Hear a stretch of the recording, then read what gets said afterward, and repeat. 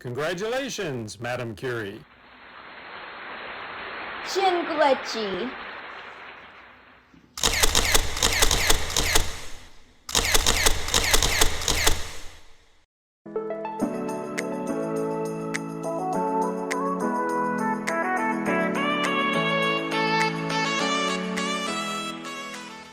Hi, it's Madeline with Bluestocking, and today we're going to be talking about Marie Curie, one of my favorite historical figures.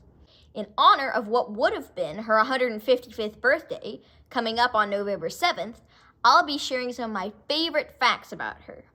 Born Maria Sklodowska on November 7th, 1867 in Warsaw, Poland, she only began going by Marie, the French variation of her name, when she traveled to France. After graduating from college, she landed a job where she performed experiments to study magnetism and steel. But she quickly realized that she needed an electrometer, a device used to measure small amounts of electricity to perform her experiments well. So she was introduced to the inventor of the electrometer, a Frenchman named Marie Curie, who began working with her.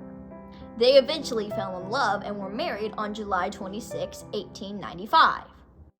After the birth of her first child, Irene, who later became a Nobel Prize winning scientist, Marie completed her magnetism experiments in 1897 and decided to study a newly discovered ray known as Becquerel rays, which were named after their discoverer, Henri Becquerel. These rays came from uranium, a radioactive metal, but at the time, radioactivity wasn't well understood, so no one knew why the Becquerel rays made uranium glow in the dark. To answer this question, Marie used Pierre's electrometer to measure rays coming from different metals. She tested metals like gold without finding any uranium, but when she tested a rock called pitchblende, she found high amounts of Becquerel rays emitting from it. The pitchblende gave off even more rays than pure uranium, which meant that there was another radioactive substance inside the pitchblende. Marie realized that this metal, which was even more radioactive than uranium, was a completely new element. She named it polonium after her home country of Poland and simultaneously coined the term radioactivity. She wrote a report about her findings, and while her colleagues were interested, they wanted proof that this polonium could exist in isolation. She tried to extract the polonium from the pitchblende, but she wasn't able to because its concentration in pitchblende was too low. However, in the process, Marie discovered another radioactive substance that was 1,000,000 times more radioactive than polonium. After performing a few tests, she realized she had discovered a second new element, which she and Pierre named radium after radioactivity. Now, scientists were beginning to believe her, but once again, they wanted to see her newly discovered element in isolation. So, for almost 4 years, Marie worked solely on the back-breaking task of extracting radium from pitchblende. Her work was finally rewarded when in July 1902, Marie exhibited her sample, just a few grains of pure radium, to her fellow scientists who verified her discoveries.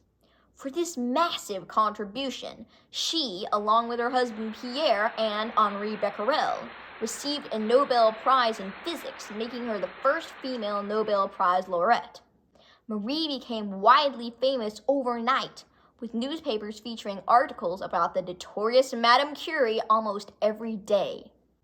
However, her life took a turn for the worse on April 19, 1906, when Pierre was hit by a horse carriage and passed away. Marie was depressed for several months, but eventually resumed her work, and her perseverance was rewarded in 1911 when she was awarded a second Nobel Prize, this time in chemistry. This made her the first person to win 2 Nobel Prizes, let alone in totally different categories. When World War I broke out in 1914, Marie gathered and transported all the radium in France to a vault in a college in Bordeaux to hide it from the Nazis. Next, Marie invented a portable X-raying machine to diagnose wounded soldiers on the battlefield, and she and her daughter Irene, then just 17 years old, transported these little Curies to hospitals near battlefields and trained the nurses there to use them. After the war, Marie continued working with Irene as she completed her studies, married fellow scientist Frederick Joliot, and worked with him to discover artificial radioactivity. However, for the past 30 years, Marie had been slowly becoming ill due to her constant unprotected exposure to radiation. So, on July 4th, 1934, Marie passed away at the young age of 66. Despite her early death, she was still able to make an astonishing contribution to the field of science and is remembered as one of the most important people in science who has ever lived. Well, that's all for now, friends, and remember to feed your mind.